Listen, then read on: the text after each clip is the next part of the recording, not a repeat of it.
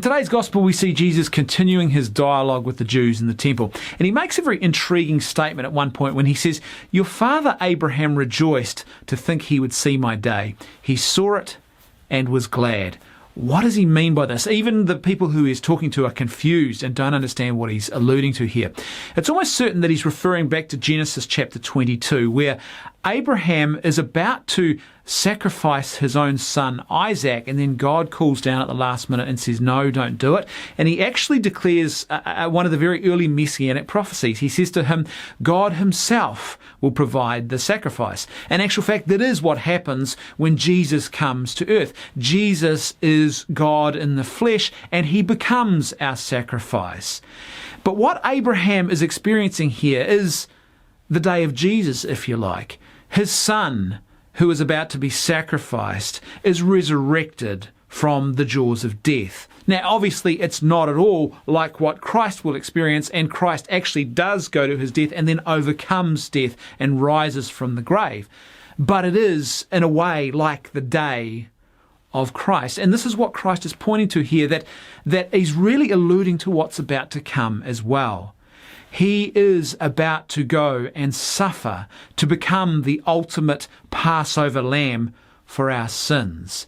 And then he will become the firstborn from the dead. He will be resurrected. He is the sacrifice that God himself will provide, because Christ is God himself, and he will become our sacrifice. The other interesting point for me about today's gospel comes at the very end, when we see Jesus having to hide and then flee from the Jews in the temple because they want to stone him.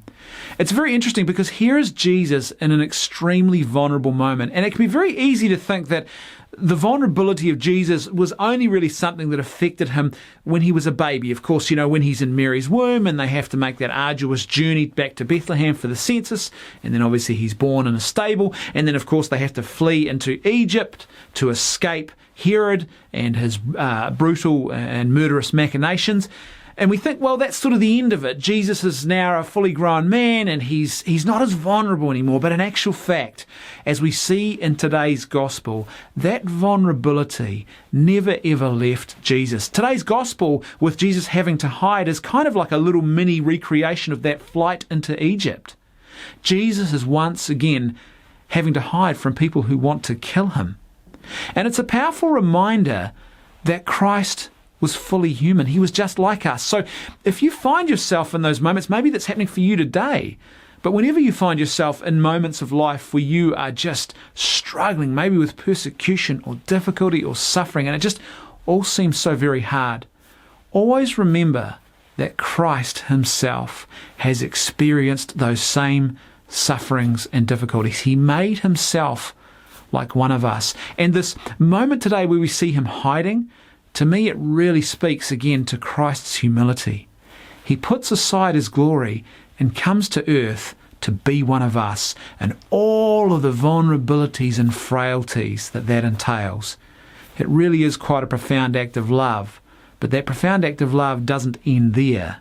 That profound act of love becomes even more huge when Christ walks the way of the cross and becomes the perfect lamb of sacrifice for all of our sins.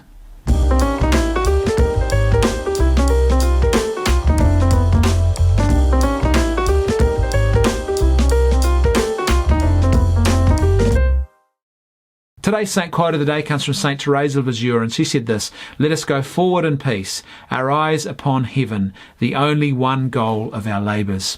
This time of Lent should be a time of simplifying and stripping back in order to reflect ever more deeply on that important and profound truth, that we are the people who are called to a home in heaven. As St. Paul says, we are in the world but not of the world. We are strangers and aliens journeying through this life.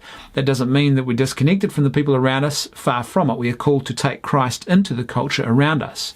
But ultimately, our home is in heaven. And Lent is about stripping back those distractions which often cause us to forget that.